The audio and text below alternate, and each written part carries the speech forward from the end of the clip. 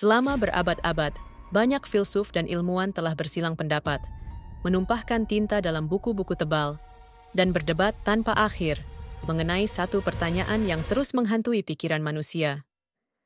Apakah kita benar-benar bebas dalam menentukan pilihan kita, atau semuanya sudah ditentukan sebelumnya? Sebuah pertanyaan yang seakan tak pernah kehilangan daya pikatnya, mendorong para pemikir dari berbagai bidang untuk mencari jawaban.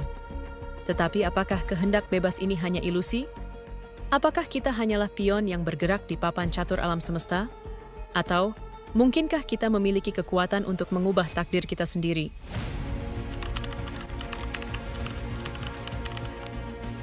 Untuk memulai, mari kita kembali ke tahun 1980-an, saat seorang ilmuwan saraf Amerika bernama Benjamin Libet melakukan sebuah eksperimen yang mengubah cara kita memahami hubungan antara otak, kesadaran, dan kehendak bebas.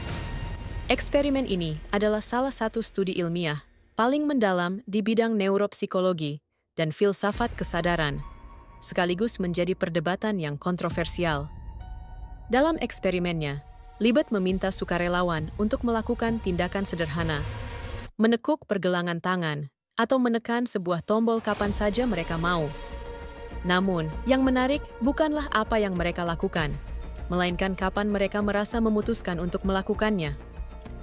Menggunakan alat EEG, elektroensefalografi, Libet mengukur aktivitas otak partisipan sebelum mereka sadar ingin bertindak. Hasilnya mengejutkan. Otak menunjukkan tanda-tanda persiapan untuk bertindak sebelum partisipan menyadari keinginan mereka untuk bertindak, kira-kira 350 milidetik sebelumnya. Ini menimbulkan pertanyaan besar. Apakah kita benar-benar memiliki kendali atas tindakan kita? Atau apakah keputusan kita sebenarnya sudah diputuskan oleh otak jauh sebelum kita sadar?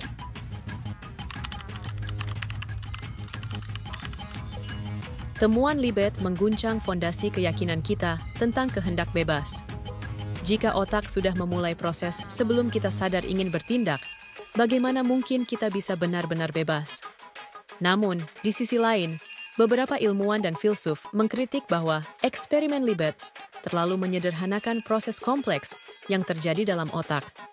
Mereka berpendapat bahwa kesadaran tetap memiliki peran penting dalam mengontrol atau bahkan menghentikan tindakan setelah aktivitas otak dimulai. Eksperimen ini direplikasi dengan variasi oleh ilmuwan lain, dan meskipun hasilnya masih menjadi topik diskusi hingga saat ini, satu hal yang pasti, eksperimen Libet memaksa kita untuk mempertimbangkan kembali konsep kebebasan manusia.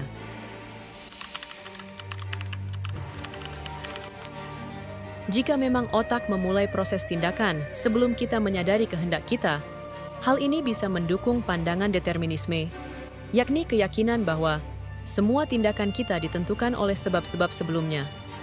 Dalam pandangan ini, setiap peristiwa, termasuk keputusan dan tindakan kita, adalah hasil dari rangkaian sebab akibat yang tak terhindarkan. Ada beberapa aliran dalam determinisme. Pertama, determinisme kausal, yang berpendapat bahwa setiap kejadian di alam semesta bisa diprediksi jika kita mengetahui kondisi awal dan hukum-hukum yang mengaturnya. Misalnya, jika kita tahu posisi dan kecepatan suatu kendaraan, kita bisa memprediksi kapan kendaraan itu akan sampai. Namun, determinisme kausal menghadapi tantangan di bidang fisika kuantum, di mana ada peristiwa yang tampaknya acak dan tidak dapat diprediksi. Ini membuka ruang bagi perdebatan lebih lanjut. Apakah ada ruang bagi kebebasan di dalam ketidakpastian kuantum?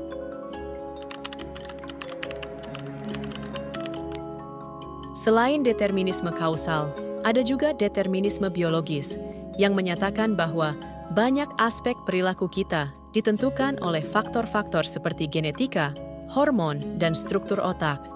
Contohnya, genetika dapat menentukan warna mata, tinggi badan, bahkan kecenderungan terhadap penyakit tertentu. Demikian pula, hormon dapat mempengaruhi suasana hati dan perilaku kita. Namun, determinisme biologis tidak berhenti di situ. Ada pula determinisme psikologis yang berpendapat bahwa pola pikir dan tindakan manusia dipengaruhi oleh faktor-faktor seperti pengalaman masa lalu, lingkungan, dan kondisi mental. Apakah kita hasil dari faktor biologis dan psikologis kita? Atau, meski dipengaruhi oleh faktor-faktor ini, masih ada ruang untuk kebebasan memilih?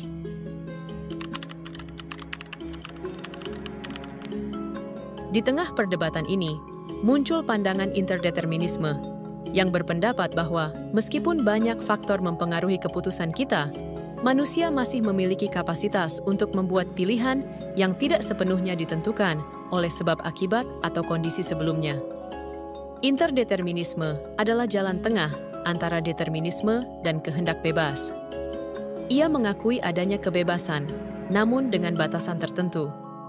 Menurut pandangan ini, manusia memang memiliki kehendak bebas, tapi kebebasan ini tidak mutlak dan sepenuhnya bebas dari pengaruh. Pandangan ini didukung oleh beberapa temuan dalam fisika kuantum, di mana partikel subatomik menunjukkan perilaku yang tidak dapat sepenuhnya diprediksi. Ini memberikan celah bagi elemen kebebasan dalam tatanan alam semesta yang tampaknya acak.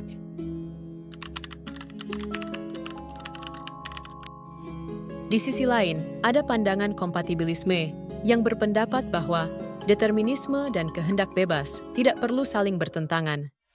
Kita bisa bertindak bebas selama kita melakukan apa yang kita inginkan, meskipun keinginan tersebut mungkin hasil dari proses yang telah ditentukan sebelumnya.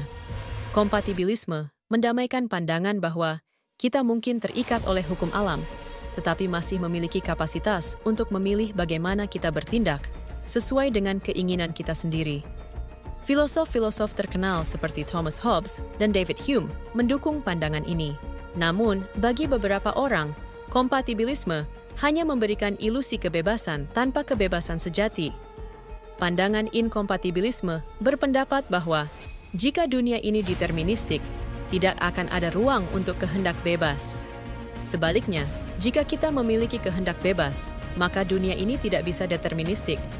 Para pendukung inkompatibilisme seringkali melihat bahwa kebebasan sejati memerlukan ketiadaan determinisme. Mereka menekankan bahwa setiap keputusan harus diambil tanpa pengaruh sebab akibat yang deterministik.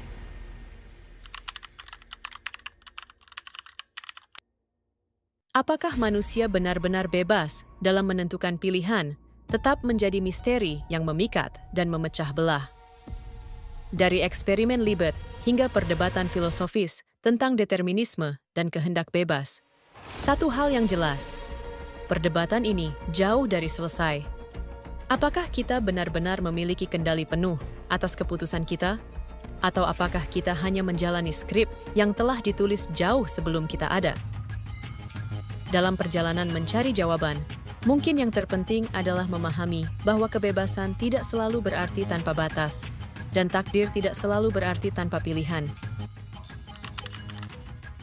Jangan lupa like, subscribe, dan aktifkan lonceng notifikasi untuk lebih banyak konten inspiratif dari aku.